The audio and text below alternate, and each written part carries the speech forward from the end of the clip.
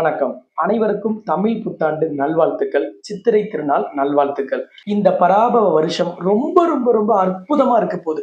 கடந்த விசுவாவசு வருஷத்தை நம்ம கணிச்ச மாதிரியே பொருளாதாரத்துல ஒரு மந்த நிலைமை இருந்துச்சு. போர் வரும்னு சொன்னோம். போர் 2 இடத்துல நடந்தது. அதுலயும் ரஷ்யா உக்ரைன் போர் முடியாதுன்னு சொன்னோம். அதே மாதிரி முடியல. இயற்கை சீற்றங்கள் ஏற்படும்னு சொன்னோம்.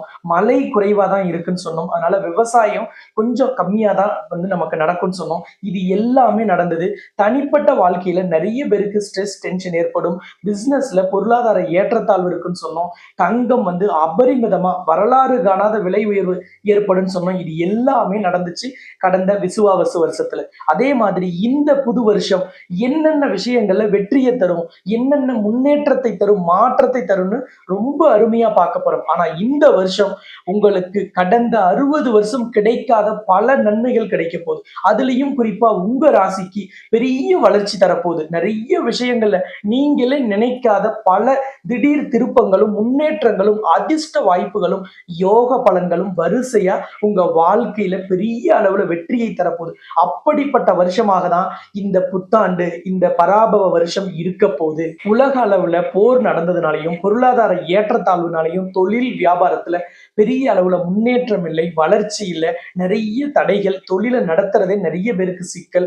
வேலைக்கு போறவங்களுக்கு இந்த வேலை இருக்குமா, நாளைக்கு நமக்கு வேலை இருக்குமா, மெயில ஓபன் பண்ணா ஏதாவது நமக்கு டெர்மினேஷனோ அல்லது நமக்கு வேலை இல்லைன்னு மெயில் போட்டுருவாங்களோ அப்படின்னு ஒரு குழப்பத்தோடைய, ஒரு நிம்மதி இல்லாம ஸ்ட்ரெஸ்ஸோட டென்ஷனோட இருந்த உங்களுடைய வேதனைகளும் கஷ்டங்களும் எல்லாமே விலக போகுது. பல அற்புதங்கள் உங்க வாழ்க்கையில் நடக்கிற மாதிரியான வருஷமாக தான் இந்த புத்தாண்டு இருக்க போகுது. இந்த வீடியோல உங்க ராசிக்கு பல விசேஷ தகவல்களும் சிறப்பு பலன்களும் நிறைய டிப்ஸும் உங்களுக்கு நிறைய வீடியோல நம்ம சொல்ல போறோம். இந்த வீடியோவை முழுசா பாருங்க. ஏன்னா அரைகுறை அறிவு ஆபத்தானதுன்னு பெரியவங்க சொல்லுவாங்க. அது போலவே ஒரு வீடியோவை முழுசா பார்க்கலைன்னா நமக்கு நிறைய விஷயங்கள் புரியாம போயிடும். இந்த வருஷம் ரொம்ப யோகம் நிறைந்ததா இருக்கிறதுனால அந்த பலன்களை சிந்தாமல் சிதறாமல் அறுவடை செய்யணும். ஏன்னா கடந்த காலங்கள்ல நான் சொன்னா உங்களுக்கு மறுபடியும் டென்ஷன் டிப்ரெஷன் ஆயிடும். அதனால சொல்லல. நீங்க பட்ட வேதனையும் துன்பமும் கொஞ்சம் நஞ்சம் அல்ல. நம்பிக்கை துரோகத்தாலும் பல நபர்களோட மோசடியாலும் சிக்கி நீங்க பெரிய அளவுல மன வேதனையில இருக்கீங்க. ஆனா இந்த வருஷத்தை சரியா பயன்படுத்திங்க. அப்ப இந்த சேனலை சப்ஸ்கிரைப் பண்ணிட்டு பெல் பட்டன்ல ஆல் ஆப்ஷன் கொடுத்துருங்க. இந்த வீடியோவை லைக் பண்ணுங்க. நிச்சயமாக உங்களோட உறவுக்காரங்க, நண்பர்கள் யார் உங்களோட ராசியில இருந்தாலும் அவங்களுக்கும் இந்த வீடியோவை நீங்க வீடியோவுக்கு கீழே இருக்கிற ஷேர் பட்டன் வழியாக ஷேர் பண்ணுங்க. ஒரு வருஷத்தை தொடங்கும் போது நமக்கு என்னெல்லாம் வேணும்னு நினைப்போம். நல்ல வேலை வேணும், தொழில் நல்லா நடக்கணும், வியாபாரம் நல்லா இருக்கணும், ஆரோக்கியமா இருக்கணும், குடும்பத்துல அமைதி இருக்கணும், சந்தோஷம் இருக்கணும், சுப நிகழ்ச்சி நடக்கணும், குழந்தை பாக்கியம் இல்லாதவங்க குழந்தை பாக்கியம் கிடைக்கணும்னு நினைப்போம். மொத்தத்துல அஷ்ட ஐஸ்வர்யங்களும் 16 செல்வங்களும் நம்ம வாழ்க்கையில நிரம்பி இருக்கணும் தான் ஒவ்வொரு ஆண்டையும் தொடங்கும் போது நம்ம பிரார்த்தனை செய்யறது வழக்கம். இந்த புத்தாண்டை நீங்க எப்படி வரவேற்கணும் அப்படின்னா, மகாலட்சுமி கிட்ட தான் அஷ்ட ஐஸ்வர்யமும் 16 செல்வமும் இருக்கு. மகாலட்சுமியை மனசார நினைச்சு இந்த வருஷத்தை தொடங்குங்க. உங்க ஊருக்கு அருகாமையில் ஏதாவது ஒரு லட்சுமி ஆலயம் இருக்கா? கண்டிப்பாக இந்த வருட பிறப்பு நாள்ல போய் நீங்க லக்ஷ்மிய தரிசனம் செஞ்சுட்டு இந்த வருஷம் சீரும் சிறப்புமா இருக்கணும், லக்ஷ்மி குபேர யோகம் கிடைக்கணும், லக்ஷ்மி கடாட்சம் இல்லத்திலும் உள்ளத்திலும் தொழில் வியாபாரம் செய்யும் இடத்திலும் வேலை செய்யற இடத்துலயும் நமக்கு நிறைஞ்சு இருக்கணும்னு நீங்க நினைச்சுக்கீங்க. உங்களுக்காக ஒரு விசேஷ ஏற்பாடை நான் செஞ்சிருக்கேன். அது உலக பிரசித்தி பெற்ற உலகின் முதல் அஷ்டலட்சுமி நவகிரக திருக்கோவில்ல இந்த வருட பிறப்பை ஒட்டி உங்களுக்கு சிறப்பு பூஜை செய்யறோம். அந்த பூஜையில உங்களோட பெயர், ராசி, நட்சத்திரத்தை நீங்க வீடியோக்கு கீழே இருக்கிற கமெண்ட் பாக்ஸ்ல போட்டுட்டு நீங்களே சங்கல்பம் செய்யும் விதமாக ஜெய் மகாலட்சுமின்னு கமெண்ட்ல பதிவிட்டுட்டு உங்களுக்காக விசேஷ அர்ச்சனை இந்த தமிழ் புத்தாண்டான ஏப்ரல் 14ஆம் தேதி உலகின் முதல் அஷ்டலட்சுமி நவகிரக திருக்கோவில்ல நடத்துறதுக்கான விசேஷ ஏற்பாடுகளை நான் செஞ்சிருக்கேன். நீங்க எல்லோருமே இந்த அரிய வாய்ப்பை பயன்படுத்திங்க. நம்மளால கோவிலுக்கு அன்னைக்கு போக முடியல, நம்ம ஊர்ல லட்சுமி கோவில் இல்லை. ஏன்னா தமிழகத்துல மகாலட்சுமி ஆலயம் ரொம்ப சொற்ப அளவுல தான் இருக்கு. அதனால வர முடியல. ஒரு வருஷத்தை தொடங்குற அன்னைக்கு நான் வேலைக்கு போய் நான் தொடங்கணும்னு நினைக்கிறேன், தொழில் ஸ்தாபனத்துல ஒரு பூஜை போடணும்னு நினைக்கிறேன் அப்படிங்கிறவங்க எல்லாம் கமெண்ட்ல போய் உங்களோட பெயர், உங்க எம்ப்ளாயி பெயர் போடலாம், உங்க ஃபேமிலி மெம்பர்ஸோட பேரு, ராசி, நட்சத்திரம் ஒவ்வொருத்தரோட பேரையும் ஒவ்வொரு கமெண்ட்ல நீங்க தனித்தனியா பதிவிட்டீங்கன்னா ஒருத்தரோட பெயர் கூட மிஸ் பண்ணாம எல்லாருக்குமே விசேஷ அர்ச்சனை அங்கே செய்யப்படும். எனக்கு லக்ஷ்மி குபேர யோகமும் லக்ஷ்மி கடாட்சமும் கிடைக்கணுங்க, கோவில்ல அர்ச்சனை பண்ணி எனக்கு பிரசாதம் கிடைக்குமா அப்படின்னு நிறைய பேர் போன வருஷமே கேட்டீங்க. உங்க எல்லாருக்குமே பிரசாதமும் லக்ஷ்மி குபேர காசும் பூஜை செய்து அனுப்பி வைக்கப்படும்.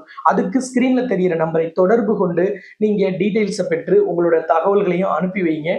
உங்களுக்கு கண்டிப்பாக பிரசாதமும் கொரியர் மூலம் அனுப்பி வைக்கப்படும். இந்த புதிய வருஷத்துக்கு பெயர் பராபவ வருஷம். தமிழ் வருஷம் மொத்தம் 60. ஒவ்வொரு வருஷத்துக்கும் ஒரு பெயர் உண்டு.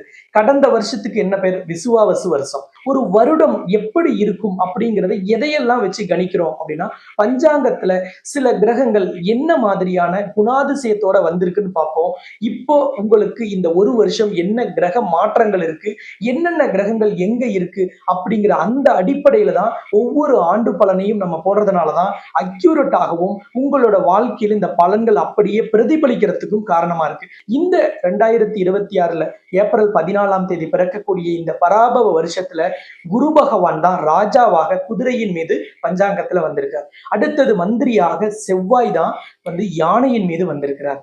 சேனாதிபதியாக சந்திரன் பசுவின் மீது வந்திருக்கிறார். அப்ப அற்புதமான பலன்களை தரக்கூடிய வருஷமாக இருக்க போது ஒட்டுமொத்த உலகத்திற்கும், ஒட்டுமொத்த இந்தியாவிற்கும், ஒட்டுமொத்த தமிழகத்திற்கும் சீரும் சிறப்புமான வருஷமாக இருக்க போது நிறைய ஏற்றங்கள், முன்னேற்றங்கள், பொருளாதாரத்தில் வளர்ச்சி, நிறைய தடைகள் நிறைய பேருக்கு நீங்கும். குரு ராஜாவாக வந்திருக்கிறதுனால இது ஒரு அற்புதமான வருஷமா சொல்லலாம். 60 வருடத்திற்கு பிறகு அதிர்ஷ்டத்தை அள்ளித்தரும் அற்புதமான வருடம், யோக பலன்களை மட்டுமே அதிக அளவில் தரக்கூடிய ஒரு உன்னத வருடம்னா அது இந்த பராபவ வருடம். இந்த வருடம் உங்கள் ராசிக்கு பிரம்மாண்டமான யோகத்தை தருது. 12 ராசிகளில் மிக பெரிய அளவிலான வளர்ச்சியையும் வெற்றியையும் பெரிய சரித்திரங்களையும் சாதனைகளையும் ரொம்ப ஈஸியா படைக்கக்கூடிய ஒரு அற்புதமான ராசி உங்க ராசி தான். இந்த தமிழ் புத்தாண்டு பிறக்கிற அன்னைக்கு கிரக அமைப்புகள், நீண்ட கால கிரகம்னு சொல்லக்கூடிய குரு, சனி, ராகு, கேதுலாம் எங்க இருக்குன்னு பாத்திரலாம். மீனத்துல சனி பகவான் அமர்ந்திருக்கிறார். கும்பத்துல ராகு பகவானும், சிம்மத்துல கேது பகவானும், மிதுன ராசியில் குரு பகவானும் அமர்ந்திருக்கும் இந்த வேளையில தான் இந்த பராபவ வருடம் பிறக்கிறது. திருக்கணித பஞ்சாங்கத்தின்படி ஜூன் 2ஆம் தேதி குரு பகவான் பயிற்சி ஆகிறார். அதே போல் டிசம்பர் 6ஆம் தேதி ராகு கேது பயிற்சி இருக்கு. சனி பகவான் இந்த வருடத்தில் பயிற்சி எதுவும் இல்லை. அதே மாதிரி வாக்கிய பஞ்சாங்கத்தின்படி குரு பகவான் மே மாதம் 26ஆம் தேதி பயிற்சி ஆகிறார். மொத்தத்துல திருக்கணிதமோ வாக்கியமோ குரு பகவானோ ராகு கேதுவோ ஒரு 5-6 நாள் வித்தியாசத்துல பயிற்சி ஆகிறதுனால பெரிய அளவிலான கேப் இந்த பஞ்சாங்கத்துல எதுலையும் இருக்காது.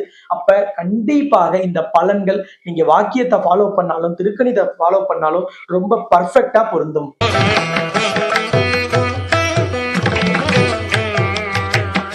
சரி, உங்களோட மிதுன ராசிக்கு இந்த கிரகங்கள் எந்தெந்த வீட்டுல இருக்குன்னு தெரிஞ்சுக்கிட்டாதான் அதனோட பார்வையும் வச்சு பலன்களை நீங்க இன்னும் ஈஸியா புரிஞ்சிக்க முடியும். இந்த வருஷத்தை நீங்க சீரும் சிறப்புமா அமைச்சிக்க முடியும். நீங்க மிதுன ராசியில மிருகசிரீசமோ, திருவாதிரையோ, புனர்பூசமோ எதுல பிறந்திருந்தாலும் இந்த வருட பலன்கள் உங்களுக்கு சிந்தாமல் சிதறாமல் அப்படியே நடக்கும். அதனால கவலையே படாதீங்க. இந்த வருஷம் உங்களுக்கான வருஷம், உங்களுக்கு வெற்றியை தரும் வருஷம், உங்கள் தடைகளை நீக்கும் வருஷம், உங்களோட ஏமாற்றத்திற்கு கடவுள் நியாயம் சொல்லும் வருஷம். உங்களை ஏமாத்தினவங்க, மோசடி செஞ்சவங்க, அபகரித்தவர்கள் உங்களுக்கு நியாயமா எது கிடைக்கலையோ அதை எல்லாவற்றையும் கடவுள் மீட்டு தரக்கூடிய ஒரு அற்புதமான வருடமாக இந்த பராபவ வருடம் மிதுன ராசிக்கு இருக்க போகுது. உங்களோட ராசியில குரு பகவான் அமர்ந்திருக்கும் பொழுதுதான் இந்த வருடம் பிறக்கிறது. உங்க ராசிக்கு 3ஆம் இடமான சிம்ம ராசியில் கேது அமர்ந்திருக்கிறார். உங்க ராசிக்கு 9ஆம் இடமான கும்ப ராசியில் ராகு, உங்க ராசிக்கு 10ஆம் இடமான மீன ராசியில் குரு பகவான் அமர்ந்திருக்கும் போது இந்த வருடம் பிறக்கிறது. இந்த வருடத்துல உங்க ராசிக்கு 3ஆம் இடத்துல இருக்கிற கேது 2ஆம் இடமான கடக ராசிக்கு டிசம்பர் 6ஆம் தேதி வரப்போறார். 9ஆம் இடமான கும்பராசியில் இருக்கும் ராகு டிசம்பர் 6ஆம் தேதி 8ஆம் இடமான மகர ராசிக்கு வரப்போறார். சனி பகவானுக்கு இந்த வருடம் பெயர்ச்சி இல்லை. அதனால இந்த கிரக அமைப்புகளும் இந்த கிரகங்கள் பார்க்கும் பார்வையும் வச்சுதான் நாம இந்த பலன்களை உங்களுக்கு சொல்லப்படும். இந்த வருஷம் பஞ்சாங்கத்துல குரு ராஜாவா வந்திருக்கார். அடுத்தது ஜூன் 2ஆம் தேதி குரு கடகராசியில போய் உச்சம் பெற போறார். வருஷம் பிறக்கும் போது குரு உங்க ராசியில தான் இருக்க போறார். அதுவும் தன் நட்சத்திரமான புனர்பூச நட்சத்திரத்துல, குருவின் நட்சத்திரத்திலேயே குரு இருக்க போறார். அப்ப இந்த புத்தாண்டு உங்களுக்கு பெரிய அளவிலான வெற்றியை தரப்போகுது. கிடைக்காத பல விஷயங்களை கிடைக்க வைக்க போகுது. நடக்காததை நடத்த போகுது. குரு என்பவர் பணத்தையும் குழந்தை பாக்கியத்தையும் சுப நிகழ்ச்சியையும் தங்கத்தையும் முக்கியமான நபர்கள் அதாவது விஐபிகளின் அறிமுகத்தையும் தரக்கூடியவர். அப்ப கண்டிப்பா உங்களோட வாழ்க்கையில பல நபர்களோட அறிமுகத்தால் உங்களுக்கு திடீர் யோகங்களும் அதிர்ஷ்டங்களும் கிடைக்க போகுது. குரு பகவான் ராஜாவாக அதுவும் குதிரையின் மீது வருவதால் கண்டிப்பாக உங்களுடைய சொத்து சம்பந்தப்பட்ட பிரச்சனைகள் மிக வேகமாக முடிவுக்கு வரும். முன்னோர் சொத்து ஏதாவது உங்களுக்கு வரலன்னா வரும், அல்லது பாகப்பிரிவினை நீங்க செய்யணும்னு நினைக்கிறீங்க, பாகப்பிரிவினை செஞ்சுக்கலாம்னு நீங்க முடிவு பண்றீங்கன்னா இந்த வருஷம் உங்களுக்கு சூப்பரா இருக்கும். நீதிமன்ற வழக்குல கண்டிப்பாக உங்களுக்கு சாதகமான வெற்றி கிடைக்கும். குரு குழந்தைக்காரகன், அப்ப கண்டிப்பா குழந்தை பாக்கியம் இல்லாதவர்களுக்கு குழந்தை பாக்கியம் கிடைக்கும். அல்லது ஒரு குழந்தை இருக்கிறவங்களுக்கு இரண்டாவது குழந்தை எதிர்பார்த்து காத்திருக்கீங்கன்னா அந்த குழந்தை யோகமும் கண்டிப்பா கிடைக்கும். குரு உங்களோட ராசியில இருக்கிறார். அதன் பிறகு தனஸ்தானம், குடும்பஸ்தானம், வாக்குஸ்தானம்னு சொல்லக்கூடிய 2ஆம் இடமான கடகராசியில போய் உச்சம் பெறுகிறார். தனகாரகன் 12 ராசிக்குமே குருதான். பெரிய அளவிலான பணத்தை பார்க்க போறீங்க. தொழில் வியாபாரத்துல வராக்கடன் வசூலாகும். நீங்க ஏதாவது தங்க நகை கடன் கட்ட முடியல, வட்டி மட்டும் கட்டி மாத்தி வச்சிட்டு இருக்கோம், இப்போ பேங்க்ல அதுக்கும் வழி இல்லை, முழு பணத்தை கட்ட சொல்றாங்க, ரொம்ப சிரமமா இருக்குன்னா நிச்சயமாக உங்களோட நகை கடன் முழுவதும் நீங்க செட்டில் பண்ணிடுவீங்க. உங்கள் நகையை நீங்கள் மீட்டுக் கொள்ளும் ஒரு யோகத்தை குரு பகவான் ஏற்படுத்தி தருவார். ஏதாவது இடம் விற்கணும், இடம் வாங்கணும், அல்லது விவசாயத்துல ஒரு வளர்ச்சி இல்லை நினைக்கிறீங்களா, எல்லாமே நீங்க கடந்த காலங்கள்ல பட்ட வேதனை முடிவுக்கு வந்துடும். விவசாயத்துல நீங்க மஞ்சள் சாகுபடி செய்றீங்க, வாழை சாகுபடி, நெல் பயிரிடுறீங்க, மஞ்சள் நிற மலர்கள் சாகுபடி செய்றீங்க, வெள்ளரிக்காய், வெள்ளரி பழம், பப்பாளி போன்ற பயிரெல்லாம் நீங்க செய்றீங்கன்னா உங்களுக்கெல்லாம் பிரம்மாண்டமான வளர்ச்சி கிடைக்கும். பெரிய அளவிலான லாபம் கிடைக்கும். மகசூல் அமோகமாக இருக்கும். உங்க குடும்பத்துல யாருக்காவது ஒரு சுப நிகழ்ச்சி நடத்தணுமா, கண்டிப்பாக நடத்தலாம். உங்களுக்கு சுபகாரிய தடை இருக்கா, அது கண்டிப்பாக விலகிவிடும்.